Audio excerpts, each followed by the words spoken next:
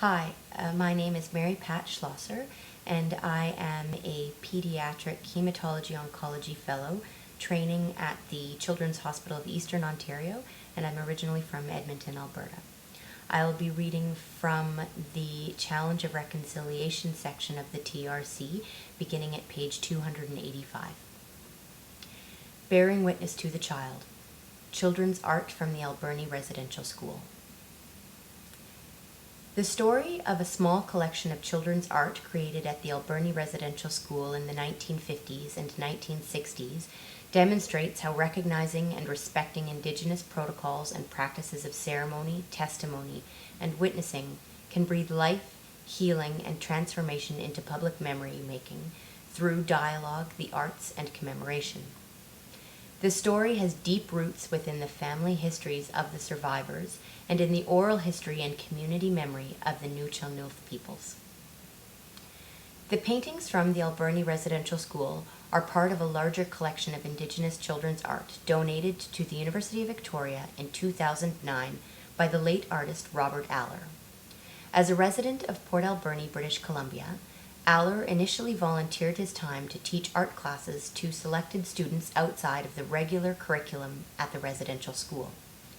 He was hired by Indian Affairs to teach art between 1956 and 1987 at the Alberni School, and also at the Mackay Residential School in Dauphin, Manitoba, as well as in Aboriginal communities in several other provinces.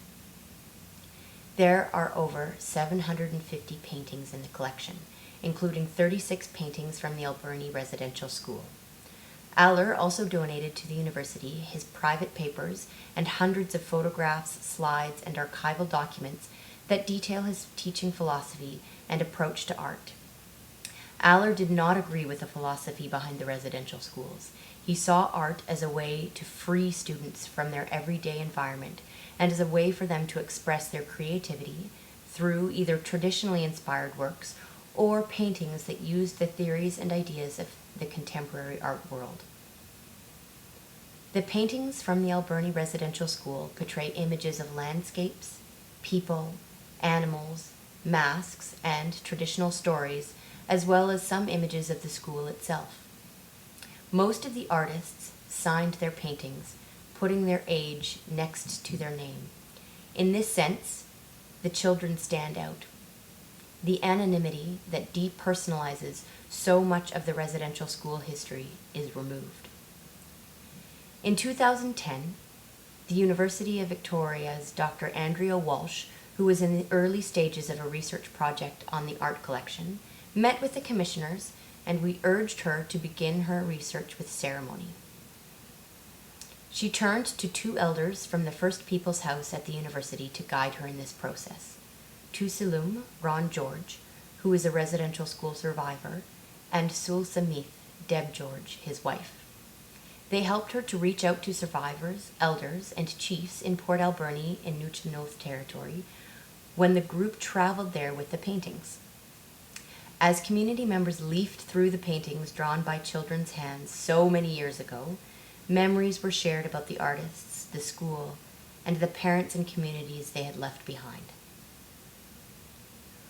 Working under the direction of these community members and in collaboration with her colleague, Quilcy Amat, Dr. Rabina Thomas, and TRC staff, Walsh began preparations to bring the artwork to the Learning Place at TRC's Victoria Regional event in April 2012. In a powerfully moving ceremony, Nuu-chah-nulth elders, survivors, and hereditary chiefs drummed, sang, and danced the art into the Learning Place. In this way, each painting, carried with respect and love by a Nuu-chah-nulth woman dressed in button blanket regalia, was brought out to be shared with others. The community later received commemoration project funding to hold a traditional feast on March 30th, 2013 in Port Alberni to reunite artists and their families with the paintings. Robert Aller's family members were also invited to attend. They were visibly moved when they heard the stories of the paintings and said that Aller would have been happy that the paintings were being returned.